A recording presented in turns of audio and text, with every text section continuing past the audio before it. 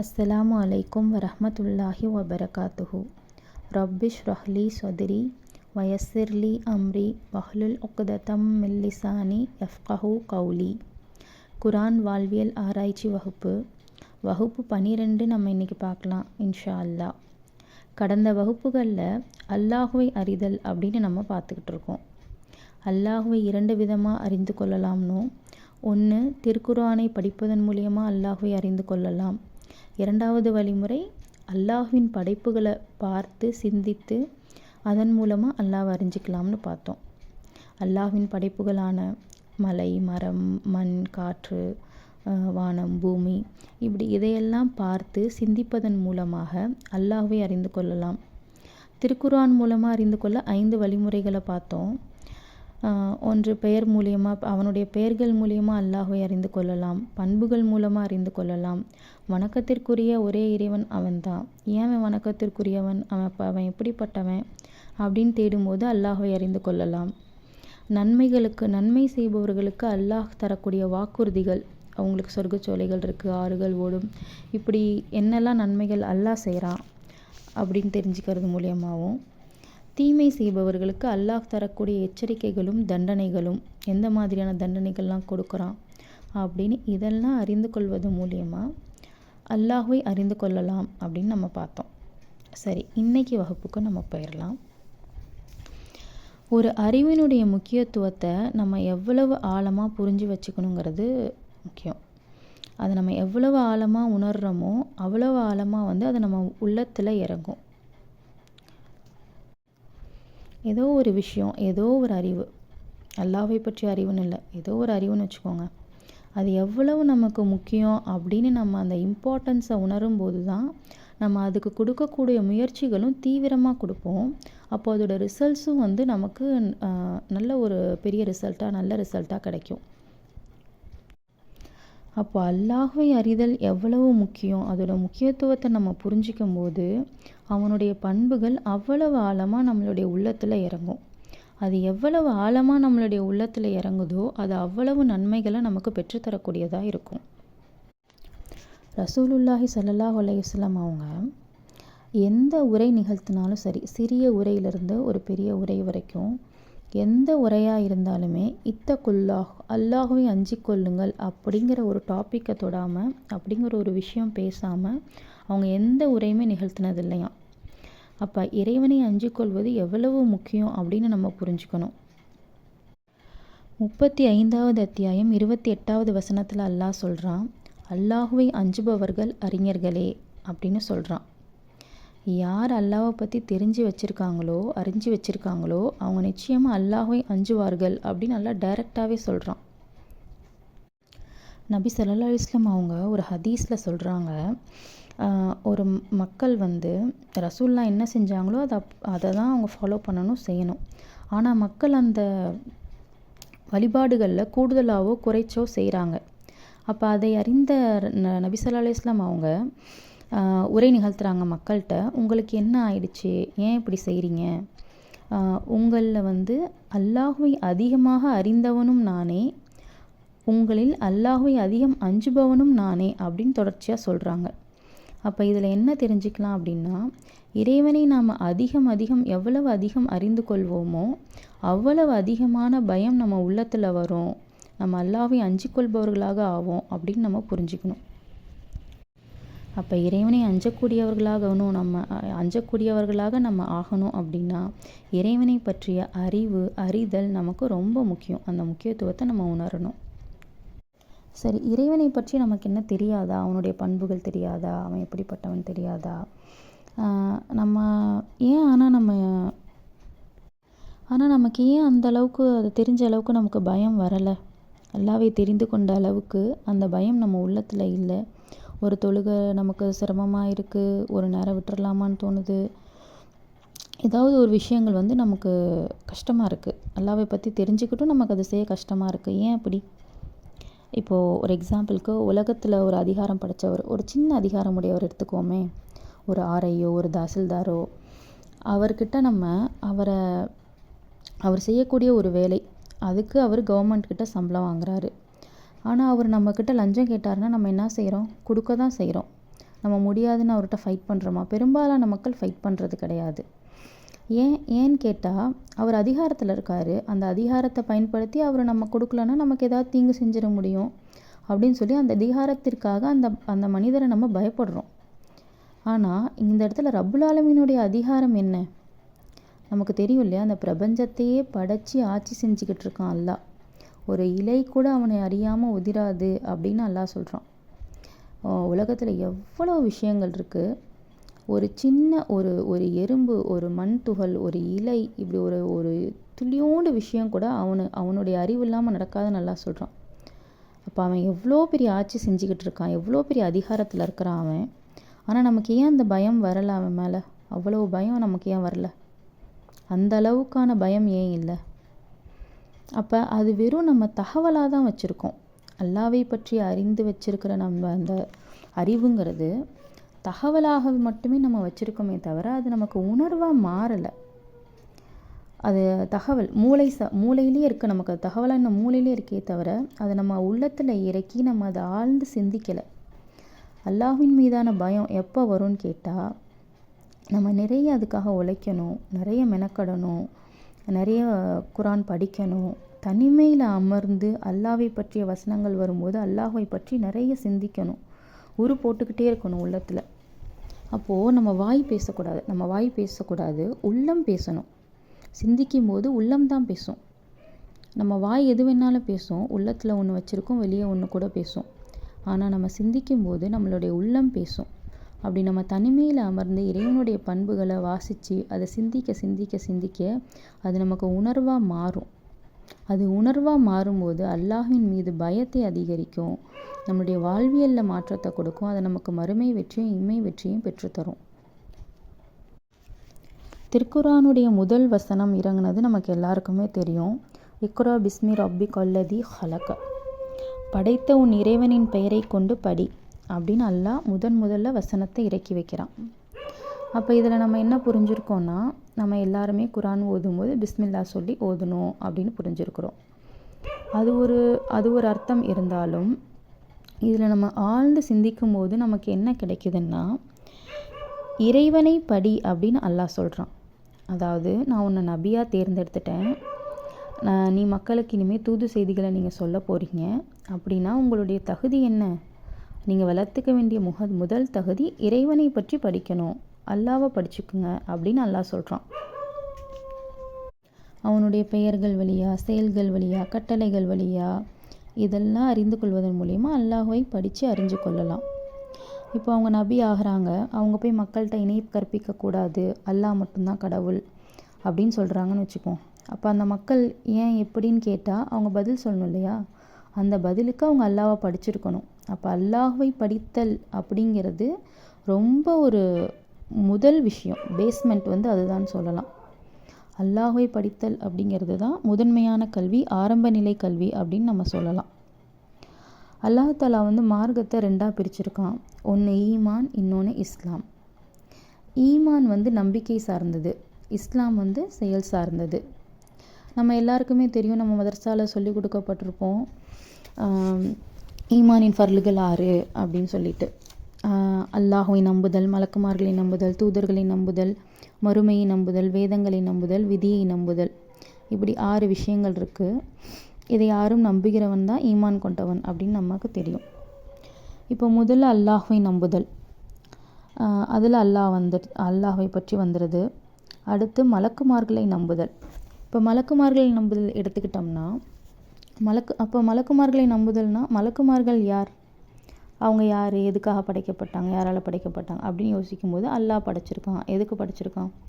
இறைவனுடைய கட்டளைகளை நிறைவேற்றுறதுக்காக படைச்சிருக்கான். அவங்க சோர்வடையாமல் இருப்பாங்க, அல்லாவே எந்நேரமும் துதிச்சுக்கிட்டே இருப்பாங்க அப்படின்னு சொல்லி மலக்குமார்களை பற்றி நம்ம தேடும்போது, கேள்வி எழுப்பும்போது பதில் எங்கே போய் நிற்கிது? அல்லாஹ்கிட்ட தான் போய் நிற்கிது. அதே மாதிரி தான் தூதர்கள் யார், அவங்கள எப்படி அல்லாஹ் அனுப்புனா, அவங்க அவ்வளவு சோதனைகளை எப்படி கடந்து வந்தாங்க, இறைவன் அவங்க கூடவே துணையாக நின்னா எல்லா இடத்துலையும், நான் இருக்கிறேன்ப்பா நீ போ அப்படின்னு சொல்லி தூதர்களுக்கு துணையாக இருந்து தூதர்கள் வெற்றி கண்டாங்க அப்படின்னு சொல்லி தூதர்களை பற்றி தேடும்போதும் எங்கே போய் நிற்குதுன்னா அல்லாஹ்கிட்ட தான் போய் நிற்கிது. இப்படி மறுமை, வேதங்கள், விதி இது எல்லாத்த பற்றியுமே நம்ம வந்து சர்ச் பண்ணும்போது அதோட ரிசல்ட் எங்கே போய் நிற்கும்னு கேட்டால் அல்லாஹ்கிட்ட தான் போய் நிற்கும். அப்போ அல்லாஹ்வை நம்புவதின் விளக்கங்கள் தான் இது எல்லாமே. அப்போ அல்லாஹ்வை படிக்கிறதுங்கிறது தான் நமக்கு தேவையான முதன்மையான கல்வி.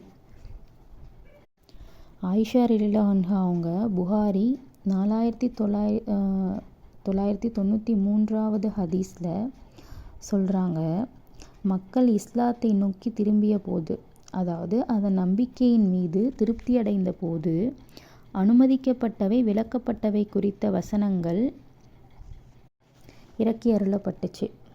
எடுத்த எடுப்பிலேயே மது குடிக்காதீர்கள், விபச்சாரம் செய்யாதீர்கள் அப்படின்னு அந்த மக்களுக்கு வந்திருந்துச்சுன்னா அவங்க நிச்சயமாக அந்த விபச்சாரத்தை ஒருபோதும் கைவிட்டிருக்க மாட்டோம் அப்படின்னு தான் பதில் சொல்லியிருப்பாங்க அப்படின்னு ஆயிஷா ரலியல்லாஹு அன்ஹா வந்து ஒரு ஹதீஸில் சொல்கிறாங்க.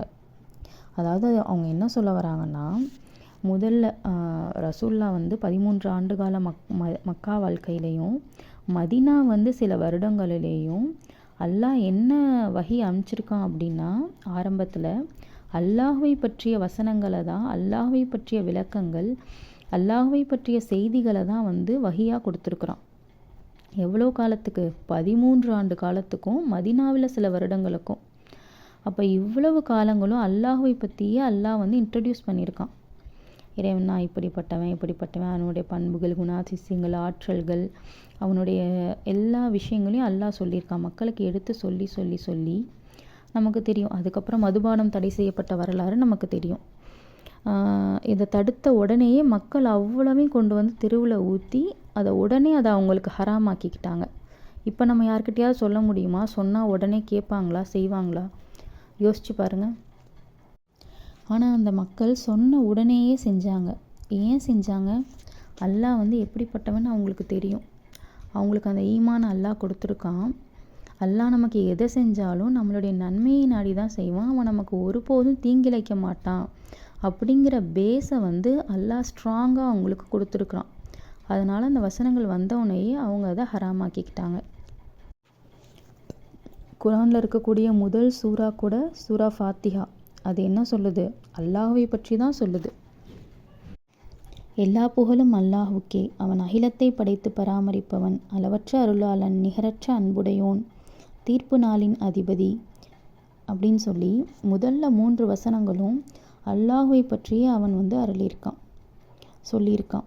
அதுக்கப்புறம்தான் வந்து அவன்கிட்ட கேட்கக்கூடிய துவாக்களை வந்து அமைச்சிருக்கான். இறைவனால் அருளப்பட்ட முதல் வசனமும் அல்லாஹ்வை படி அப்படிங்கிறது தான். இறைவனுடைய அருளால் தொகுத்து வழங்கப்பட்ட இந்த குரானில் முதல்ல அமைஞ்சிருக்கிற சூறாவும் அல்லாஹ்வை பற்றி தான் பேசுது இல்லையா? முதல்ல அப்போது இறைவனை படித்தல் அப்படிங்கிறது தான் முதன்மையான கல்வி. அது நம்ம தெரிஞ்சுக்கிட்டு தான் எல்லா விஷயத்தையும் நம்ம ஃபாலோ பண்ணணும். 2வது அத்தியாயத்தில் 216வது வசனத்தில் அல்லாஹ் சொல்கிறான், உங்களுக்கு வெறுப்பாக இருப்பினும் போர் செய்வது உங்களுக்கு கடமையாக்கப்பட்டுள்ளது. ஒன்றை நீங்கள் வெறுக்கலாம், அது உங்களுக்கு நன்மையானதாக இருக்கும்.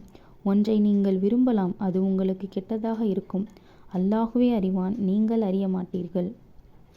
அதாவது நமக்கு ஒரு விஷயம் ரொம்ப பிடிக்கும், ஆனால் அந்த விஷயம் நடந்திருக்காது. ஐயோ நமக்கு நடக்கலையே அப்படின்னு ரொம்ப ஃபீல் பண்ணுவோம். ஆனால் என்ன வச்சுருக்கான் அல்லாஹ் அதில் ஒரு நமக்கு தீங்கு விளைவிக்கக்கூடிய விஷயங்கள் இருக்கும்னு அல்லாஹ் நமக்காக அதை தடுத்து வச்சுருந்துருக்கானா. அது நமக்கு தெரியாது. அந்த ஞானம் அல்லாஹ்ட்ட இருக்குது. அல்லாஹ்வுக்கு தான் அது தெரியுமா. அதே மாதிரி நம்ம வெறுக்கக்கூடிய ஒரு விஷயம் நடந்திருக்கலாம், நமக்கு பிடிக்காத விஷயம் நடந்திருக்கும். ஆனால் அதில் ஒரு நன்மை இருக்கும். நமக்கு நன்மை நிகழுங்கிற காரணத்தினால அல்லாஹ் அதை நடத்தி கொடுத்துருக்குறான். அந்த அறிவும் யார்கிட்ட இருக்குது? அல்லாஹ்கிட்ட தான் இருக்குது. நம்மளுடைய அறிவுக்கு அது தெரியாது.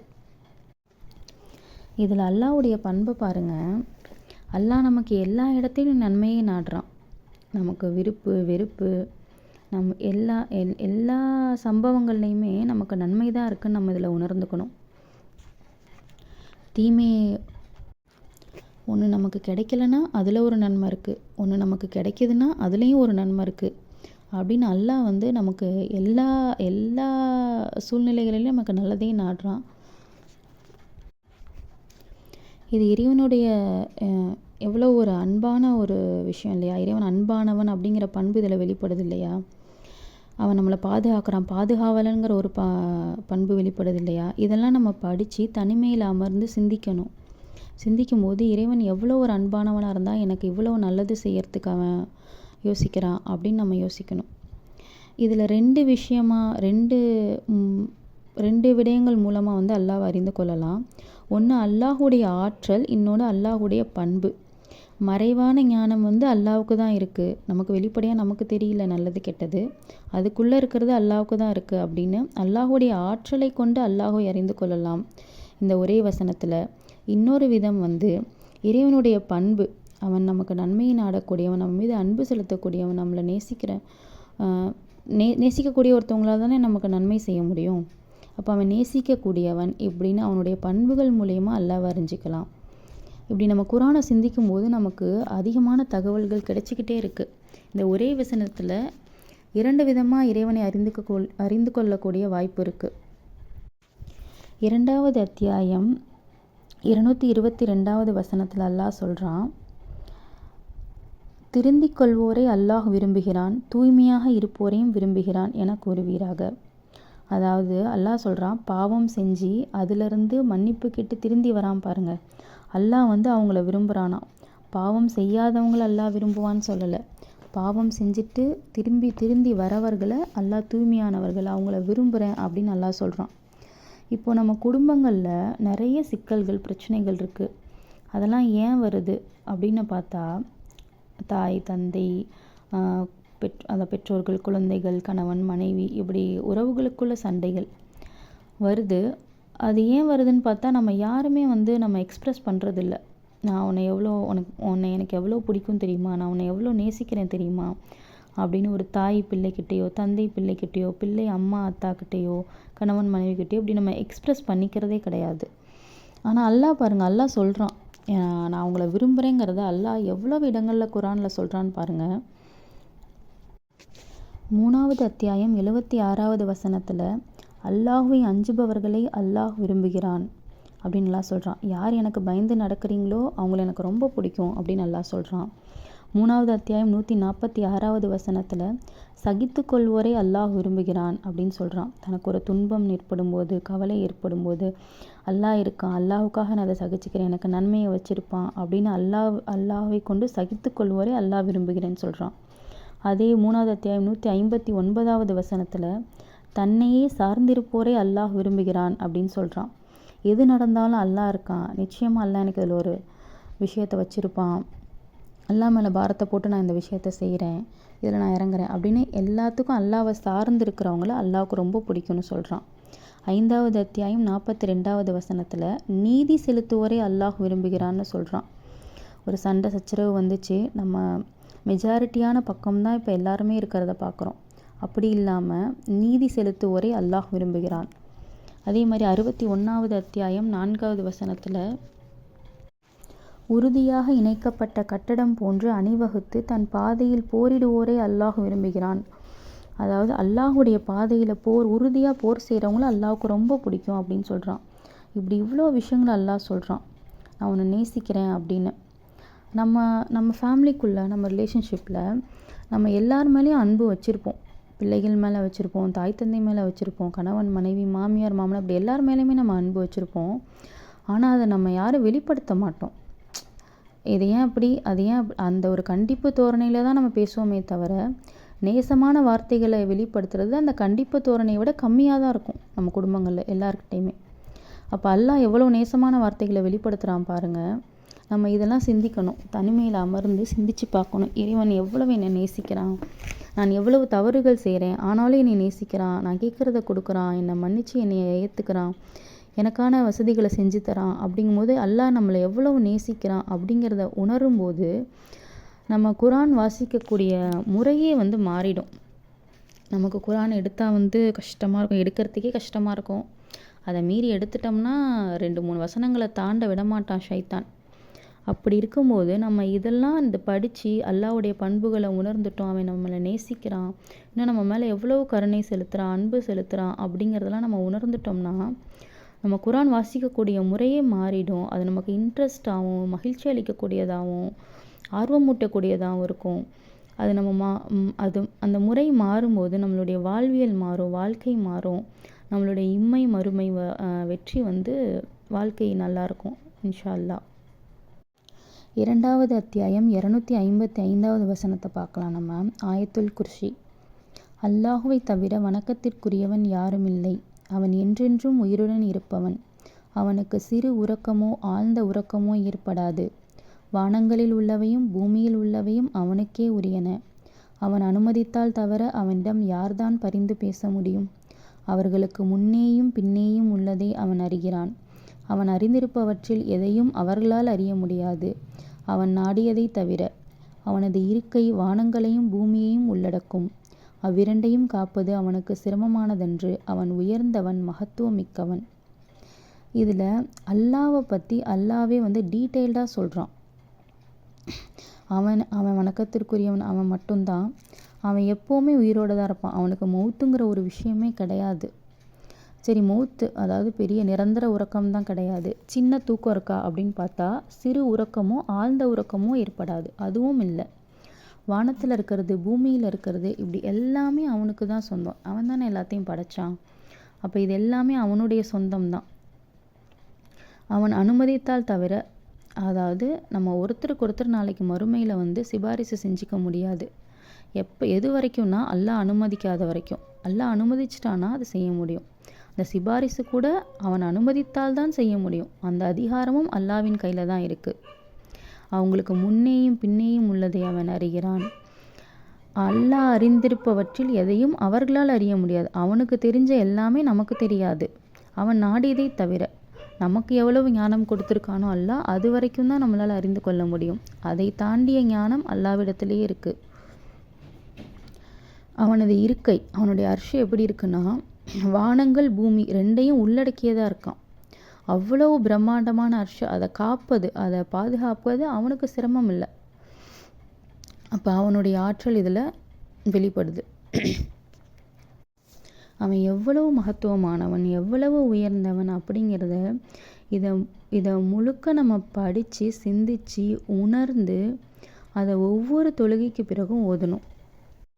இப்படி ஓதும்போது மரணத்திற்கு பிறகு சொர்க்கம் தவிர எந்த தடையும் இல்லைன்னு அல்லாஹ் சொல்கிறான் அவங்களுக்கு. அப்போ இதை நம்ம வெறும் அல்லாஹு லா இலாஹா அப்படின்னு வெறும் மந்திர சொற்கள் மாதிரி ஓதாமல் இதனுடைய அர்த்தங்களை நம்ம படித்து உள்வாங்கி ரொம்ப நேரம் உட்காந்து நம்ம சிந்திக்கணும். உண்மையிலேயே அதை நம்ம சிந்தித்து அப்படி உள்ளத்தில் இறக்கிட்டோம்னா நம்மளுடைய ஒவ்வொரு தொழுகையிலையும் அந்த உணர்வு தான் வரும். நம்மளுடைய வாய் அதை சொல்லும், ஆனால் நம்மளுடைய உள்ளம் வந்து அல்லாஹ்விடத்தில் தான் இருக்கும், உணர்வு அல்லாஹ்விடத்தில் தான் இருக்கும். இப்படி நம்ம உணர்ந்து சொல்லும்போது ஒரு தொழுகைக்கும் அடுத்த தொழுகைக்கும் இடையில் நம்ம தீங்கு செய்வதை பெரும்பாலும் தவிர்த்துக்குவோம். ஷைத்தானை நம்ம தூரமாக்கிக்குவோம். அடுத்த தொழுகையிலையும் நம்ம அதை சொல்லிடுவோம். அப்போ அடுத்த தொழுகைக்கான கேப் வரைக்குமே ஷைத்தானை நம்ம தள்ளி வச்சுக்குவோம். அப்போ இப்படி ஷைத்தானை தள்ளி தள்ளி தள்ளி வச்சு நம்மளுடைய மறுமை வெற்றியை வந்து ரொம்ப ஈஸியாக இன்ஷா அல்லாஹ் அடைய முடியும். இதெல்லாம் நம்ம உணர்ந்து சொல்லும்போது தான். நம்ம ஒரு வாய் வார்த்தைகளாக சொல்லும்போது அதில் நமக்கு பயனளிக்காது.